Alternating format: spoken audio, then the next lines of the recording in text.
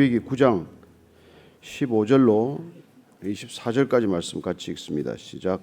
그가 또 백성의 예물을 드리되 곧 백성을 위한 속죄제의 염소를 가져다가 잡아 전과 같이 죄를 위하여 드리고 또 번제물을 드리되 규례대로 드리고 또 소제를 드리되 그 중에서 그의 손에 한 움큼을 채워서 아침 번제물에 더하여 제단 위에서 불사르고 또 백성을 위하여는 화목제물의 수수와 수장을 잡음에 아론의 아들들이 그 피를 그에게로 가져오니 그가 제단 사방에 뿌리고 그들이 또 수수와 수장의 기름과 기름진 꼬리와 내장에 덮인 것과 콩팥과 간 거풀을 아론에게로 가져다가 그 기름을 가슴들 위에 놓으며 아론이 그 기름을 제단 위에서 불사르고 가슴들과 오른쪽 뒷다리를 그가 여호와 앞에 요제로 흔드니 모세가 명령한 것과 같았더라.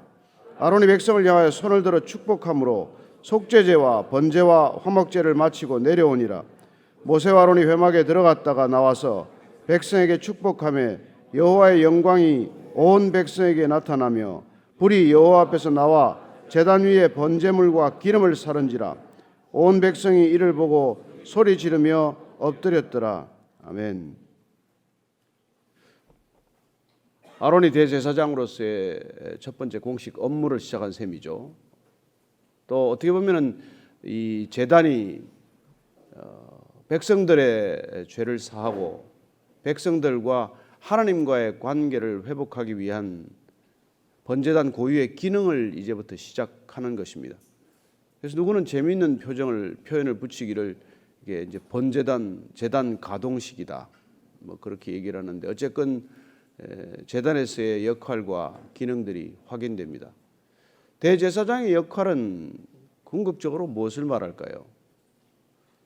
당시에는 지금 보면은 이 모세와 아론이라고 하는 두 지도자가 뚜렷이 부각이 됩니다. 둘 다 사실은 지도자의 자격이 뭐 그리 출중한 사람이라고는 볼 수 없겠죠. 모세도 살인을 저질렀던 사람이고 아론도 우상 숭배한테 빠졌던 사람이지만은 하나님께서는 이 아론 그리고 모세와 아론 두 형제를 이스라엘 백성들의 지도자로 세우셨습니다. 무엇을 위해서 이 두 사람, 인간의 눈으로 보면 흠결이 있는 사람을 하나님께서는 지도자로 세우셨겠습니까? 흠이 있는 사람들에게 어떻게 보면 희망을 주는 일이죠. 하나님이 택하시면은 하나님의 택하신 그릇이 되면 하나님께 쓰임을 받으면은 하나님의 선한 목적을 위해서 쓰실 수 있는 사람이 된다는 것입니다. 저는 이 땅에 하나님께서 우리를 부르셔서 정결케 하시고 거룩하게 하셔서 하나님의 목적을 위하여 쓰실 수 없는 사람은 없다고 믿습니다. 누구든지 하나님의 부름을 받으면 하나님께서 그를 정결케 하시면 그는 하나님의 일을 위하여 쓰일 수 있는 존재죠. 모세는 바로를 위하여 쓰임받기 위하여 왕궁에서 40년간 훈련을 받았습니다. 그러나 하나님께서는 그를 하나님의 목적으로 쓰시기 위하여 그 왕궁에서 불러내어 그를 먼저 출애굽시켜서 그를 먼저 광야에서 훈련받게 하셨죠. 그것은 무슨 계획이었습니까? 이스라엘 백성 전체를 광야로 불러내기 위한 하나님의 계획 아니었습니까? 모세가 당신 자신의 고난의 의미가 해석이 되었겠습니까? 나는 우리 민족을 사랑해서 민족을 위해서 일껏 한다고 일했는데 오해를 받고 그리고 결국은 본인이 살인을 저지르고 광야에서 40년간 도피 생활을 하듯 그 또한 망명자로 살았던 그 삶이 해석이 되었겠습니까? 왕자의 신분에서 급전직하 도망자가 되어서 그 또한 광야에서 이름 없이 묻혀 사는 시간 동안 그 인생이 어떻게 해석이 되었겠습니까? 그러나 하나님께서는 우리가 이해할 수 없는 상황과 시간들을 통해서 하나님의 큰 그림을 준비하고 계시고 거대한 그림이 이미 밑그림이 그려지고 있다는 것을 알게 됩니다. 그렇습니다. 그래서 오늘 모세는 이스라엘 백성들의 지도자로 세워지기 위해서 그 오랜 시간 동안 준비된 것이죠. 그가 하고 있는 일은 무엇입니까? 이스라엘 백성 전체를 가나안으로 끌고 들어가는 거예요. 가나안으로 인도해 가는 것, 궁극적으로 하나님의 백성들을 하나님의 나라로 만들어서 그 땅 가운데 이제 새롭게 시작하는 것이 목적이지만 모세는 그걸 위해서 준비된 시간들이었고 따라서 그의 이 지도자, 정치 지도자의 역할 내지는 민족적 지도자의 역할은 한 민족이 하나 되게 하는 것 아닙니까? 이스라엘 백성 전체가 한 믿음, 한 마음으로 가나안 땅에 들어가야 되는 것 아니겠습니까? 적진으로 들어가는 거예요. 가나안 땅이란 이스라엘 백성들을 그냥 넉넉히 환영하는 곳이 아니지 않습니까? 여리고 첫 전투부터 해서 난공불락의 그 땅을 치고 들어가기 위해서는 이스라엘 백성 전체가 단합되고 하나 되어야 하는 것이죠. 그렇습니다. 정치 지도자의 역할, 민족 지도자, 국가 지도자의 역할은 백성 전체를 하나 되게 하는 것입니다. 그리고 오늘 아론을 세운 까닭은 무엇입니까? 이제 그가 대제사장으로서 하는 일은 뭘까요? 오늘 마지막 결론을 보면은 그는 이스라엘 백성 전체를 축복하는 것을 보게 됩니다. 그렇습니다. 대제사장의 권한, 동시에 책무는 구성원 전체를 축복하는 일이라는 것을 알게 됩니다. 오늘 제사 절차는 그는 백성들의 죄를 속하기 위해서 종류별로 제사를 다 드렸어요. 속건제를 제외하고 속죄제, 번제, 소제, 화목제를 이제 다 드린 것입니다. 이 모든 제사를 드리고 그가 하는 일은 무엇인가요? 오늘 그 일에 우리가 오늘 한번 주목해 보기를 원합니다. 22절 한번 같이 읽겠습니다. 시작. 아론이 백성을 향하여 손을 들어 축복함으로 속죄제와 번제와 화목제를 마치고 내려오니라. 형식적인 절차적인 제사의식이 모두 끝나고 그는 이제 그 모든 제사가 끝난 뒤에 마지막 해야 할 일이 무엇이어야 끝이 납니까? 손을 들어서 백성들을 축복하는 일로 그 모든 것들이 마무리가 되었다는 것입니다. 따라서 오늘날 우리가 공식적인 예배, 공예배라고 부르는 모든 형식과 절차를 끝나고 목회자들이 되게 손을 들어서 온 회중들을 향하여 축복 기도로 모든 예배 절차를 마치는 것과 맥락이 동일한 것이라는 것을 알게 됩니다. 그 모든 제사의 마무리는 온 이스라엘 백성들이 축복받는 것, 복을 받는 것. 근데 복을 어떻게 받게 됩니까? 복을 받는 것. 대제사장의 임무는 모든 백성들이 복받게 하는 임무다. 대제사장의 임무란 정치 지도자와는 달리 이들을 전부 복을 받게 하는 것이다. 복을 받게 하는 것. 그 복을 받게 하는 건 전제가 죄를 없이 해야 된단 말이에요. 복이 흘러가게 하기 위해서 그릇을 깨끗하게 하는 일이란 말이에요. 복이 흘러가게 하기 위해서 복이 흐르는 관을 깨끗하게 하는 일이란 말이에요. 여러분, 이 세상에 복이 모자라서 복에 굶주린 게 아니에요.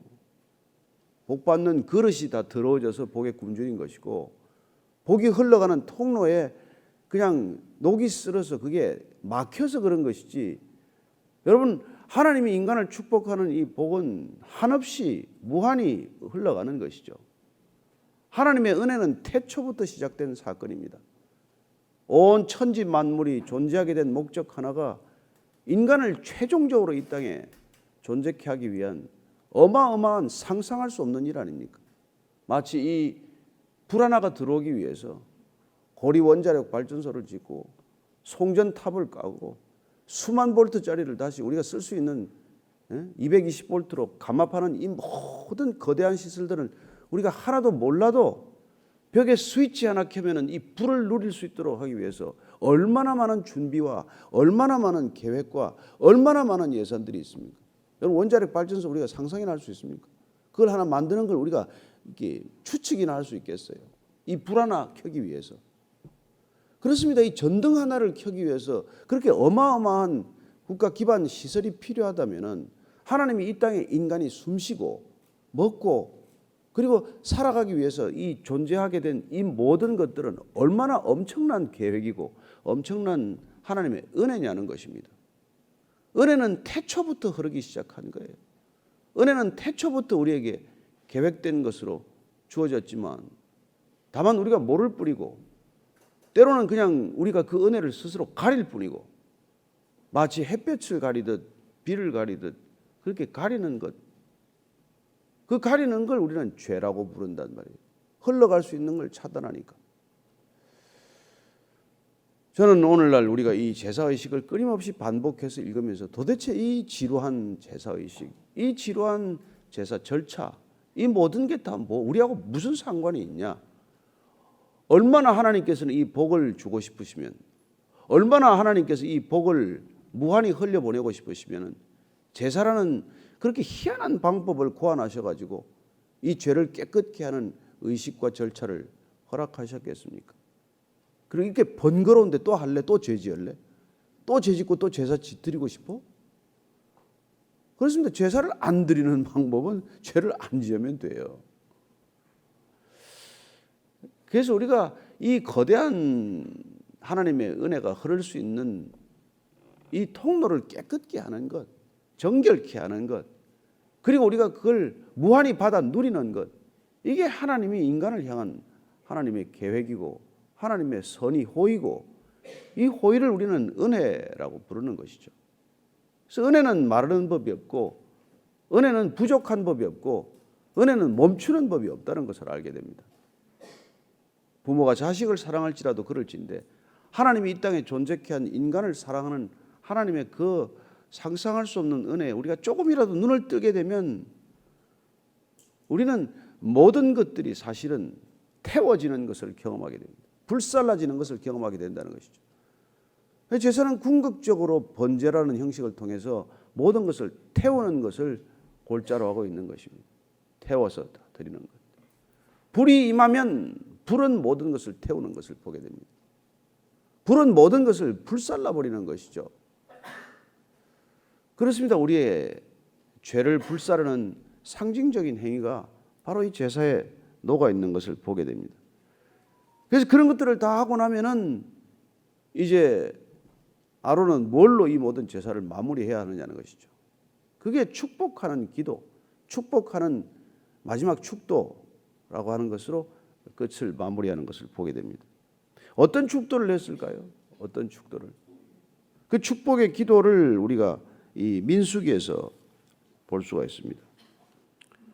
그러면 내 마음대로 한 얘기가 아니로 그것도 하나님께서 다 일러주신 말씀이고 우리 입에 넣어주신 말씀이라는 것을 알게 됩니다. 민수기 6장 22절로 27절까지를 한 목소리로 읽겠습니다.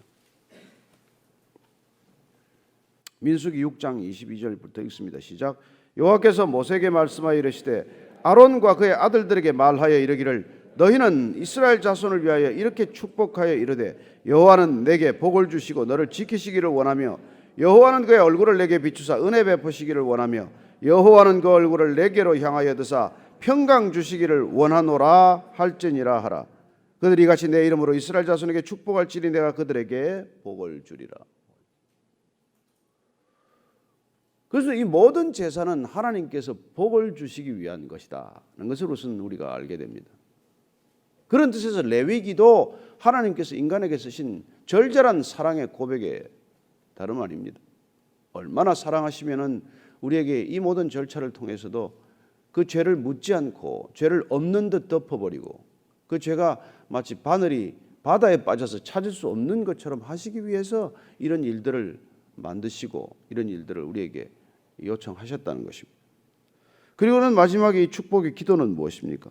이스라엘 자손 전체를 위하여 축복할 때 여호와는 너희들에게 복을 주시고 지키시기를 원한다. 하나님의 의도가 우리에게 복 주시는 것을 원한다는 것이죠. 근데 우리는 복을 물질적으로만 생각하죠. 복은 여러분 근본적으로 관계로부터 비롯되는 것입니다. 모든 복은 관계에서 출발합니다. 우리는 눈에 보이는 것들을 소유적 개념으로 바꿔놓았지만은 재물이 와야 복이고 무슨 건강해야 복이고 뭐 그게 복이 아니라는 건 아니에요. 그러나 그 모든 복의 연원, 복의 시작, 복의 근원은 하나님께서 우리에게 복을 주신다고 하셨고 복은 하나님으로부터 비롯되는 것이기 때문에 하나님과의 관계에서 비롯된다는 것입니다. 따라서 수직적인 관계에 고장이 생기면 복은 사라지게 되어 있어요. 인간은 수많은 복에 눈이 멀었지만 그건 하나님이 주시고자 하는 복과는 점점 거리가 멀어졌고 그 복인 양 착각하기 때문에 우리가 복의 관념에 병이 난 거예요. 여러분, 부부간의 가장 큰 복은 뭡니까? 서로 사랑하는 관계 아니에요, 관계. 사랑은 없고 나머지로 채우면 무슨 기쁨이 있습니까? 사랑할 때 사랑하는 관계에서 쏟아지는 복을 경험하지 못하고 부부가 무슨 그게 가정을 이룰 수 있는 복이 됩니까? 그러니 여러분, 관계가 얼그러지면 관계를 먼저 푸는 것이 그게 지혜로운 선택이지. 자꾸 관계는 안 풀리는데 일로 그걸 풀려고 하니까 일이 더 복잡해지고 일이 더 많아지고 일이 더 사람을 힘들게 하고 일 때문에 관계가 더 얽힌다는 것을 우리는 기억해야 합니다. 그래서 우리가 어떤 때는 무슨 일을 더해서가 아니라 잠잠히 머무름으로써 그분 앞에서 잠잠히 그분을 바라봄으로써 관계가 회복되는 것을 경험해야 한다는 것입니다. 그게 안식의 목적이에요. 왜 하나님이 제4 계명을 주셨겠어요? 하나님이 우리에게 복을 주시기 위해서, 복이 흘러들도록 하기 위해서. 그래서 그냥 안식을 강제로 명한 거란 말이에요. 그런데 여러분, 복을 빼앗기는 첩경이 뭡니까? 바로의 지배하에 들어가는 거예요. 바로가 인간을 통제하듯 통제하는 삶으로 들어가는 것입니다. 권력이 인간을 손보기 시작을 하면 인간의 복은 순식간에 사라져요. 정치인들이 인간에게 복을 가져다 준다고 생각을 하세요? 여러분, 인간의 복은 인간에게서부터 비롯되지 않습니다. 따라서 우리가 하나님과의 관계가 회복될 때 자연스럽게 흘러드는 복, 그 복을 경험하기 위해서 멈추라 하는 거예요. 멈추라. 일주일에 하루만이라도 멈추라는 것입니다. 근데 나중에 바로는 여러분 일을 시킬 때 휴식 없습니다. 나중에는 더 가혹하게 일을 시킵니다. 불만을 이야기하니까 저들이 배가 불러 저러는구나. 더 집도 주지 말고 더 일을 많이 시켜라. 더 일을 많이 시켜라. 더 쥐어짜라. 여러분, 이게 자본주의 시스템이 잘못하면 굴러가는 원리 아닙니까? 24시간 영업을 왜 시킵니까? 인간 전체를 일하는 구조로 만들어서 인간이 숨도 쉬지 못하게 쥐어짜는 것, 끊임없이 인간을 일로 내모는 것, 그게 바로의 경제 시스템이에요. 하나님께서 거기서 불러내는 걸 구원이라고 말하고, 불러내셔서 일주일에 한 번은 꼼짝 못하게 그냥 가만히 있어라. 이게 복이란 말이에요. 그런데 우리는 이제 이미 일에 익숙해 있어 가만히 있으면 좀이 쑤셔서 못 견디는 사람이에요.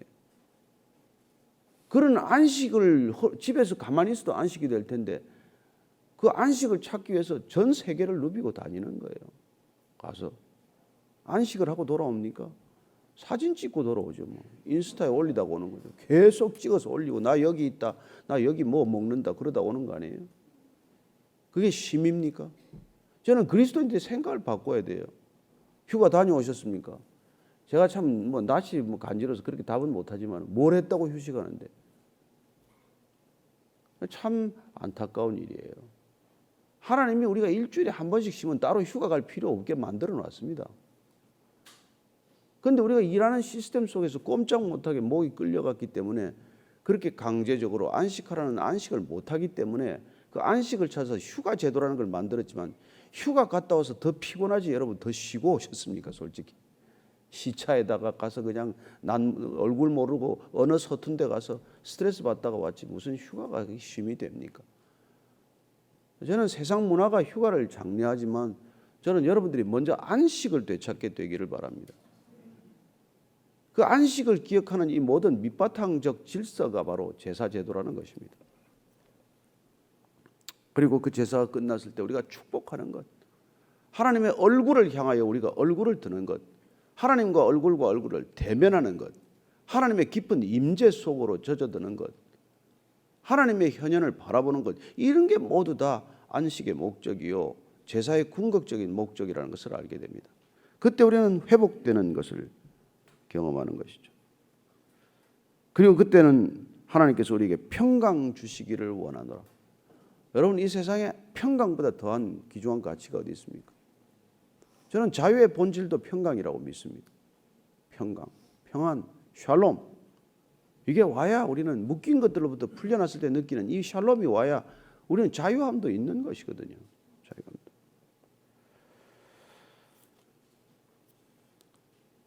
그래서 그 축복이 온 백성에게 나타났었는데 그때 축복이 백성에게 임하게 되면 여호와의 영광이 나타나는 거예요.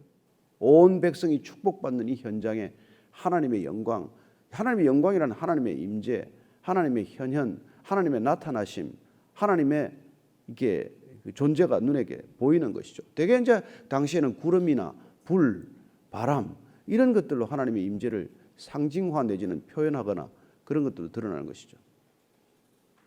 그래서 시내산의 하나님은 구름 기둥으로 불 기둥으로 오신 거예요. 그래서 우리 광야를 걸어갈 때 하나님께서는 불 기둥과 구름 기둥으로 임재하신 것이죠. 그래서 불이 여호와 앞에서 나와 제단 위에 번제물과 기름을 사른지라. 24절 한번 같이 읽고 마칠게요. 시작. 불이 여호와 앞에서 나와서 제단 위에 번제물과 기름을 사른지라. 온 백성이 이를 보고 소리 지르며 엎드렸더라. 이 소리 지르며 엎드렸다는 것은 기뻐서 어쩔 줄을 몰랐다는 것입니다. 그렇습니다. 예배란 이런 것입니다. 제사란 이런 것입니다. 드리고 나면은 기뻐서 어쩔 줄을 모르는 거예요. 뭘 받아서가 아니라 하나님이 나타나셨다는 것, 그리고 하나님의 임재가 우리의 모든 재물을 태워버렸다는 것, 우리 존재 자체를 걷어가 버리는 거예요. 그래서 우리는 내가 사라지는 것을 경험하는 것, 하나님의 강력한 임재 앞에서 내 존재의식 자체가 없어지는 것, 그걸 이제 뭐 불교적 용어로는 뭐 니르바나, 열반에 들어갔다 그런 표현하지만 사실 우리 기독교적 개념과는 다른 것이죠. 무아지경에 들어갔다, 뭐 엑스타시 이런 경험들, 신인 하빌, 뭐 아타락시아, 뭐 이런 영적인 세계에 많은 표현들이 있지만은 궁극적으로 그 기원을 보면은 하나님의 강력한 임재는 우리 존재 의식 자체를 그냥 앗아가 버리는 것이죠. 그게 그야말로 강력한 은혜가 임한 것입니다. 은혜 받은 우리가 하나님께 나아가서 그 은혜를 고백했을 때 하나님께서 이런 강력한 은혜로 되갚아 주신다는 것을 경험하는 것이죠.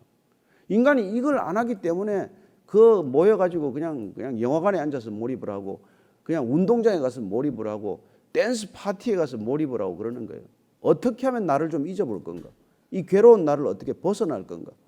나라고 하는 이게 무거운 짐과 족쇄에서 어떻게 풀려날 건가? 그래서 그 많은 문화생활을 하는 거예요. 그 문화생활도 힘들지 않습니까? 문화생활도 격을 맞춰 하려면 힘들더만. 어디 가야 되고 뭐 저기 가야 되고 여기 가야 되고. 그러나 여러분이 잠잠히 하나님 앞에 머물러서 강력한 하나님의 임재를 경험하게 되면 재물이 불살라지는 듯 우리의 염려, 근심, 걱정, 한낱 헛된 욕망들 다 불살라질 줄로 믿습니다. 그때 샬롬이 임하고 그때 하나님의 영광이 임하는 거예요. 그때 우리는 하나님의 임재에 사로잡히는 것을 보게 됩니다. 나는 간 데가 없고 주님의 영광만 가득합니다. 이런 이제 표현들이 쏟아지는 것이죠. 내가 나가 의식되는 것이 아니라 하나님 의식으로 가득한 것. 그런 것을 위해서 우리는 제사를 드리고 그리고 끊임없이 이 제사를 통해서 내가 죽고 하나님이 내 안에 사시는 것을 경험하는 것이죠. 왜 예배 드립니까? 예배 목적이 뭡니까? 여러분 은혜 받고자 하는 것이 아니라 우리가 그냥 은혜 받은 존재라는 걸 깨닫고 하나님 앞에 나아가면 하나님의 영광이 임할 줄로 믿으십시오. 뭘 받기 위해서 나가는 게 아니에요. 은혜 받기 위해 예배 드리는 게 아니에요. 은혜 받은 사람이 하나님께 반응하는 방식이 예배입니다. 그랬을 때 하나님은 예배를 통해서 하나님이 강력한 임재를 드러내게 하신다는 것이죠. 그게 하나님의 영광이에요. 저는 모든 교회에 이런 하나님의 영광이 가득하기를 축복합니다. 저는 여러분의 가정에 이런 축복이 임하기를 간절히 바라는 것이죠. 그래서 우리가 무별 예배, 여기서도 강력한 임재가 있지만 그러나 여러분의 작은 소그룹의 예배, 가정 예배, 단 두세 사람이 모여 드리는 예배, 그런 예배에도 하나님의 강력한 임재가 나타나게 하여 주옵소서. 이 땅에 흩어져서 드리는 이유가 강력하고 거대한 종교의식 속에서 수만 명, 수천 명이 불러대는 그런 찬양 가운데만 임하는 것이 아니라 혹여 그런 가운데 임하지 않을지라도 우리가 정결한 주의 백성으로 나아갈 때 주님께서는 놀랍게도 하나님이 내가 너와 함께 하노라 하는 것을 우리에게 경험하게 하실 줄로 믿습니다. 오늘 이 제사의식들을 계속 우리가 읽어나가면서 우리가 무슨 목적인가? 오늘은 동일하게 왜 예배드리나? 더 근본적으로 나는 왜 그리스도인이 되었나? 오늘 보니까 뭐예요? 저와 여러분들을 대제사장 다 만들기 위해서 주님이 십자가에 달리셨고 그리고 우리가 하는 일은 이 대제사장으로서 축복권을 행사하는 거예요. 우리는 모든 백성을 축복할 권한이 있다는 것입니다. 그래서 옛날에 어떤 목사님이 그냥 하루 종일 나 만나는 사람 모두 복 받아라 그러면서 다닌 거예요. 말로 그런 게 아니라 그냥 너 나 때문에 복 받아라. 시선이 마주치는 사람마다 빙긋이 웃고 너 나 때문에 복 받아라. 하루 종일 그러고 다녔다는 거 아닙니까? 저 여러분들 오늘 그거 한번 해보시겠습니까? 그냥 차가 끼어들어도 너 나 때문에 복 받아라. 너 나 때문에 가다가 사고 안 날 줄 알아라. 예? 엘리베이터에서 그냥 인상 쓰고 들어와더라. 너 오늘 나 때문에 복 받아라. 축복할 수 있는 권한. 여러분 온 백성을 축복하는 대제사장이 이런 놀라운 권한이 있을 때 국민이 하나 되지 않겠습니까? 백성이 하나 되지 않겠습니까? 진정한 통합과 화합과 일치가 있지 않겠습니까? 네 편 내 편 가르고 너는 축복받아 마땅하고 너는 저주받아 마땅하다고 그렇게 하루 종일 그러고 사는데 무슨 기쁨이 있겠어요?